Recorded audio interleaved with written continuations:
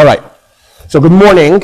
Welcome to Stepping Up Kosher for today. The first thing I would like to do is to give a station identification, if you will, of where we're holding. So as you guys know, we're in the middle of Laws and Milk and Meat, which is the last series that we're going to be doing for Stepping Up Kosher. It should take us this week and next week, and we should be done.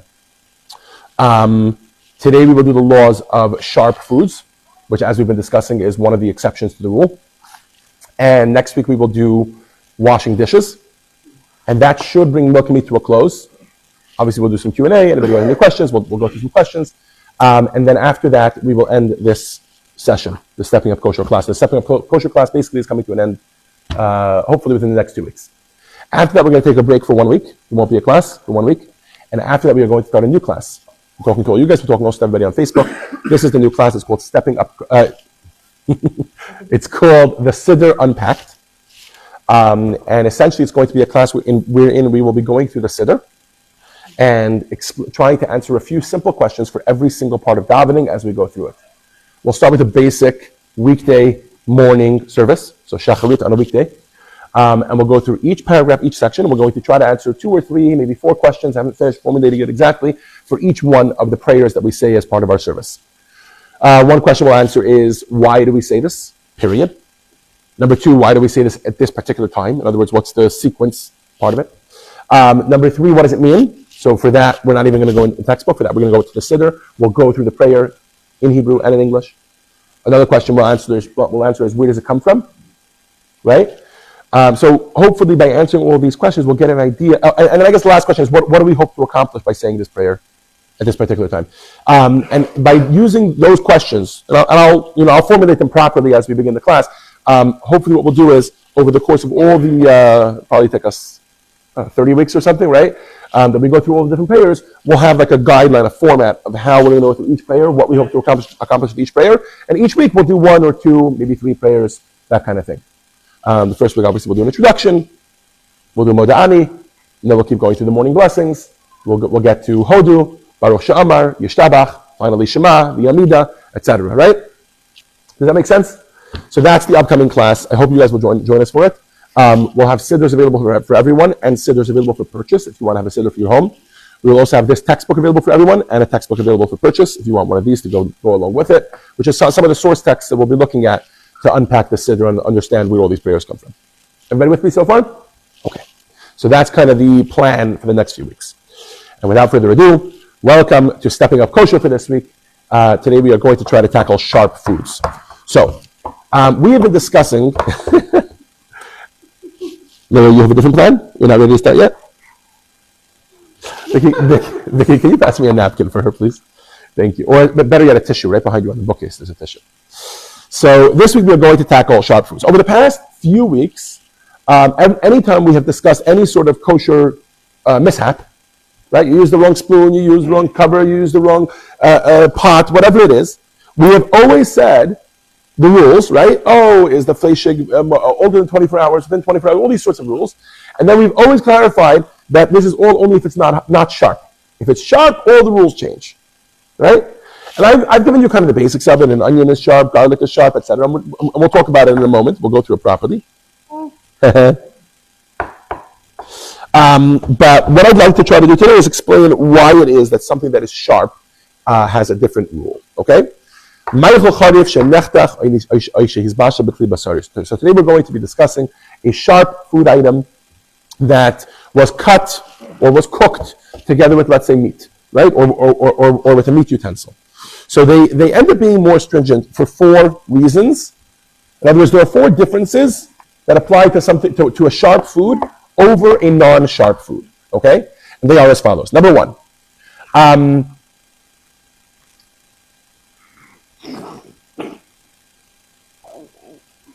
The first thing it does is it bypasses the 20... Yeah, that's not a good idea. Thank you. The first thing it does is it bypasses the 24-hour rule. You guys might remember that we discussed that once 24-hour passes and the taste isn't... So let's say taste went into a pot, let's say, and after 24 hours, the taste comes out, it's much more lenient. Why? Because we say it's considered disgusting taste or old taste, and therefore it doesn't affect as much, right? When you have a sharp food, so let's say there's an onion, the next thing's going in is an onion, then even if it is after 24 hours, it makes the taste that is coming out fresh again, and it basically becomes like within 24 hours. That is one of the things that a sharp food would have over a non-sharp food. Yeah, go ahead. How long would you have to wait for the... There's no waiting. No, even after 3 weeks, the sharp food brings that taste out again, yes. This is why we're so careful about sharp food, and it's why the first thing that a rabbi will ask you if you have, or one of the first things, he'll ask you, was it used in the past 24 hours? Was there anything sharp involved? And then once he rules, I don't know if he rules all those things out, but once he discusses all those things, then he can give you an answer about whether something is kosher or not. Okay? Number 2, let's assume that it was cold, all right? So you have a sharp food that is cold, and it's being cut with a knife, right? So you think to yourself, oh, cold, we're good, right? Cold knife. If you cut a cold cucumber with a meat knife, it doesn't become meat, right? It doesn't become fleshig. When it comes to something sharp, it does. Why? Because something that is sharp brings out taste even when it's cold, whereas something that is not sharp needs the heat to be let's call it the conductor. Thank you. Noah, look, he returned your toy. Needs something that needs a heat, so to speak, as a conductor to bring that taste out from one to the other. That's number 2. Number 3. You have a question? No. Okay. Number 3. If you have something sharp and it's not cold, it's not being cut and it's not being cooked, nothing like that. It's just sitting in water together, right in a pot. So we said that that's called pickling. And pickling, from a kosher perspective, means anything that sits for over 24 hours in a bowl or in some sort of liquid together. Right? Something that is sharp needs only 18 minutes. Within 18 minutes, that's when the pickling happens for something that is sharp. All right? That's stringency number 3. Stringency number 4 is...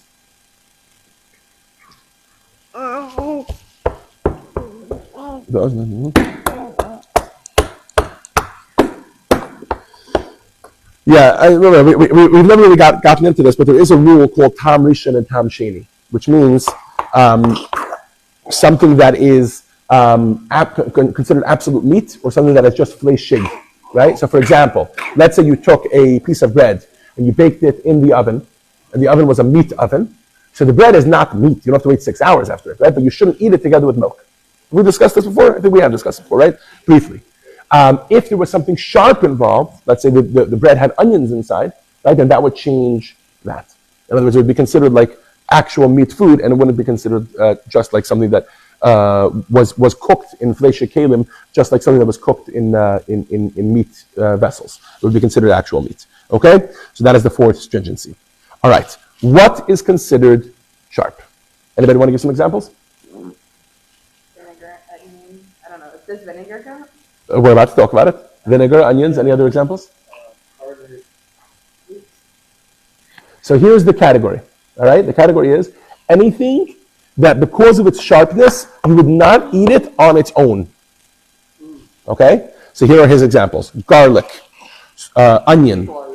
Wait. People eat all these things. But you know what we mean here. My dad actually, my dad is from a Russian background, and he used to eat for breakfast in the morning sometimes onions dipped in salt. Yes. Take an onion, slices of onions, dip it in salt, and eat it. What, not healthy? What? Healthy. Yeah. I think it is probably. It's probably a little bit. Yeah. Wait till the next one. Next one is ginger. Right? Oh, that's right. Pepper, lemon, pickled fish. So let's say like herring or something like that. Right? Salt. These are all the things that would be considered sharp. And then any pickled vegetable. So if it's something that becomes very sour or very sharp when it's pickled, so think for example pickles, right? Or anything like pickles in that way. Again, his category is something that wouldn't get eaten on its own. And I know people eat pickles on their own. I know people eat salt on its own. My sister used to take her finger and dip it in salt and lick it. But that's kind of the category that he gives us. Okay. Now, what about if you have a dish that has onion in it or has garlic in it? Does the whole dish work that way, right? If most of the dish, most of the cooked item, let's say it's bread, for example, that we were discussing earlier, right, is from the sharp items, So then it would be considered a sharp food. But if most of it is a regular food item, so let's say, for example, you have a potato kugel. You got a little bit of onion in it, right? Or you have a bread like we discussed before, and there's a little bit of onion that's as a topping. So then it's not considered a sharp food. It's considered a non-sharp food that has a little bit of sharp item in it, which then becomes nullified, so to speak, to the rest of the food item. Like potato latkes, yeah, I give a kugel, potato kugel as an example, but potato latkes would be exactly the same thing, exactly. Go ahead. To use this, like I was using for like onions, because of keeping track of the meat, that I just use carb for when I'm cutting an onion. I didn't think about it for the fish. Only pickled fish. Well, I like herring. Right. So herring, you should use a part of knife. Yeah. Yeah. Or use a milchig spoon or fleishig spoon, but then only use it for milchigs or fleishigs. Right, but once you dip it in, is it not a problem even though it's cold? Or The knife? well, like let's say you have a fork. The whole Okay, right? And fork, then yes. One day I'm going to have a meat breakfast and I have a piece of herring, and then let's say 5 days later I'm having Correct. a dairy berry. So that yes, very well described. You should be using a power fork for that. Correct. The same is true, by the way, for like pickled peppers. You know, these hot peppers. Anybody like that? I really like the hot pepper rings, like maybe jalapeno rings. You can buy them in Trader Joe's. You know what I'm talking about, right? Yeah. Or even like the banana rings. Am I the only one here? No? Okay. It's delicious, by the way. But all those things, yes, the fork that goes in or the spoon that goes in should not be a fleishig one or a milchig one. It should be a power one. Absolutely.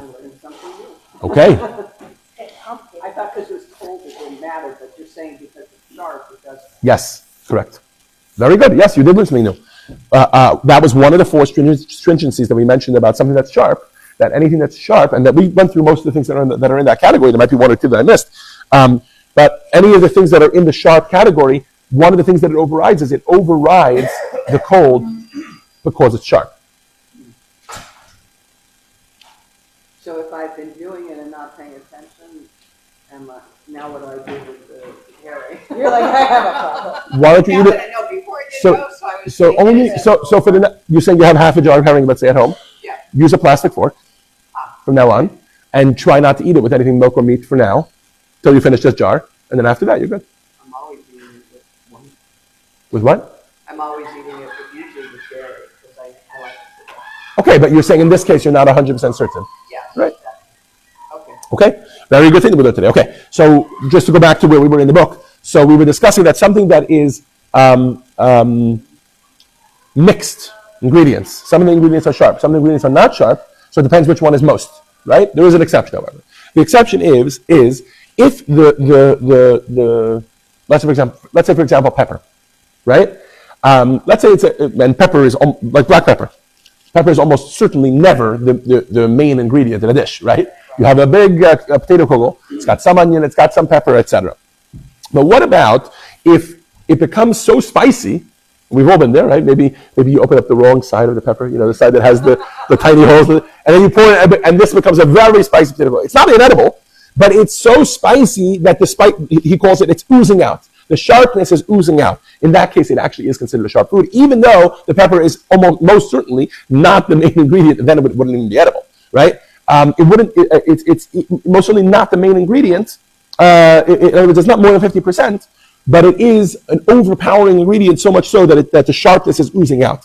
In that case, it would be considered a sharp item, and all the other rules of a sharp food would apply to it. All right, so far we've been talking about foods. Let's say you have a spicy kugel. Yes. Okay. A very spicy kugel. Yeah, well, I've seen some of the ones like I've ordered from Bob sometimes. Whoever was doing it. The pepper got a little, yeah. Okay.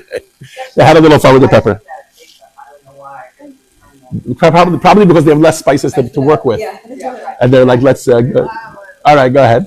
So now, what is that? Whatever it was cooked in. Yeah, well, if you're buying it in a store, it is most likely parav. Okay. You can ask them in the store. Is this have some breakfast, Evan? Okay. You can ask them in the store if it was cooked in a fleishig keli or a milchig keli or a parav keli. What you're touching on is a very interesting case. Even though it's not really the topic we're talking about, let's branch off into it because it's probably worth it. We discussed this once before, didn't we?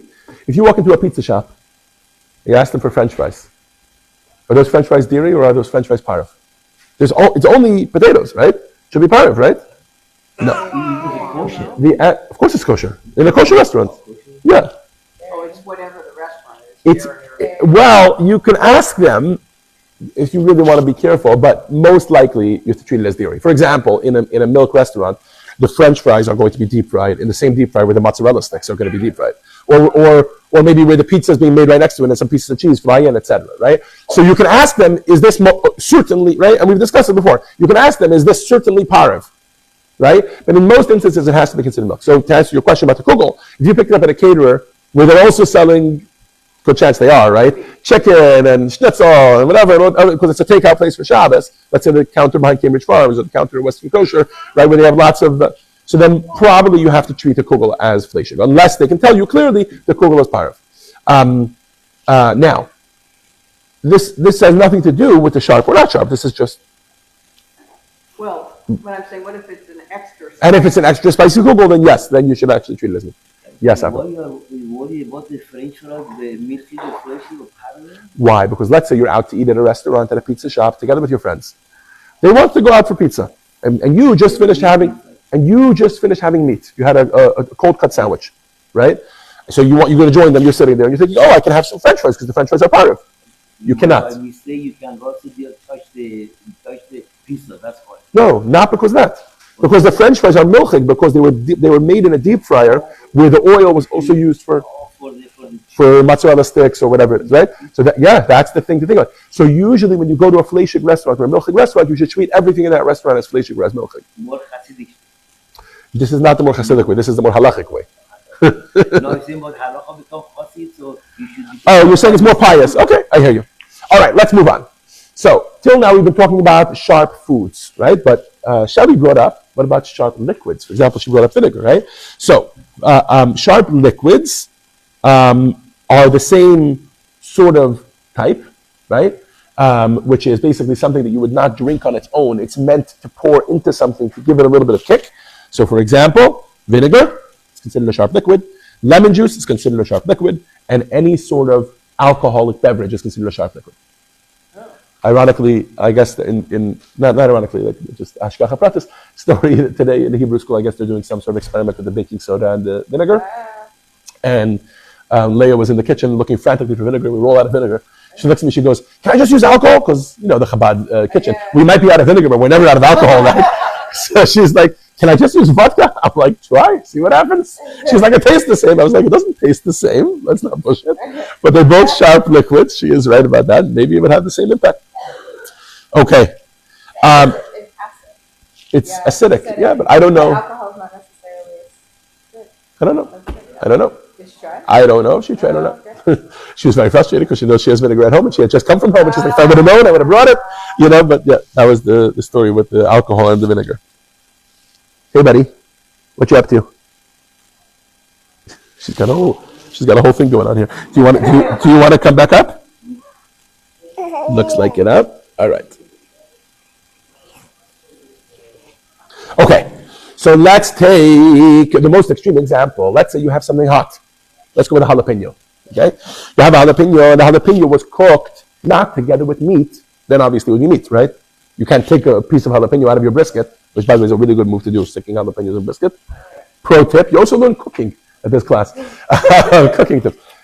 So then obviously you can take the piece of jalapeno out and it doesn't make a difference. It's still considered basically like eating a piece of meat, right? But what about if you didn't cook it together with meat? You were cooking just jalapeno. You needed fried jalapenos. You fried them in a pan, which is a meat pan, right? So the answer is immediately you cannot eat those jalapenos together with milk. Even if it was more than 24 hours, could have been 3 weeks old. Right? This is a fleshig pan that you haven't used in 3 weeks, you know for a fact, right? The moment that you fry something that's sharp in it, that sharpness brings out the taste of the meat that was inside the pan to come out and to come, and therefore these jalapenos would be 100% meat. So what does that mean? Let's just play out the scenario fully. So if you mix that together with some sort of milk product, you should not eat it unless there is going to be 60 times in the milk dish versus the meat dish, and then it becomes nullified to it. The same thing is true. The opposite, if you take some jalapenos and you fry them in a milk pan, even if the milk pan was not used for any milk in the past 3 weeks, doesn't make a difference. it would make the jalapenos milchig, and therefore if they get mixed into something that's fleshig, it would need to be 60 times in order to nullify it. I want to take a moment to thank Anna for breakfast. Thank you, Anna. Muchas gracias. Okay. Any questions before we move on? Somebody, I think you heard that you were going to ask Oh, them. yeah. Oh, I answered If it. it was the other way. Other way, same thing. Okay. Very good. No can do. Okay. And with this, we are going to conclude the laws for today of Sharp. There's a lot more scenarios that we can play out that he goes through and playing out. But I think we discussed most of them in the rules, and we can start to play it out on our own as we go through it. This also explains to you why, when you call a rabbi, that's one of the first questions he's going to ask, and why it's something you should be careful about. Like Vicky said, one of the things we can take is to step it up from today. If you're looking for what your stepping up resolution is from today, is to be careful. Like, for example, just a pro tip, in my house, anything that's sharp, so vinegar is easy, right? You're only pouring out of it. Not a big deal. Lemon juice, same thing, etc., right? But my jars of hot peppers, or jalapeno, or something like that, or my jars of pickles, or my jars of herring, I use only plastic forks in those things, right? And that's even if, so for example, take the pickles or the hot peppers, they might go on the table at a barbecue. But I put a plastic fork into it, everybody uses that plastic fork, and everybody knows not to stick it onto their meat and then back in, etc., because that would cause an issue. Thank you all for joining us for Stepping Up Kosher for today. Next week will be our final week when we will talk about washing dishes, meat and dairy dishes. And after that, we will be beginning our new class, the Siddur Unpacked. Thank you all for joining us.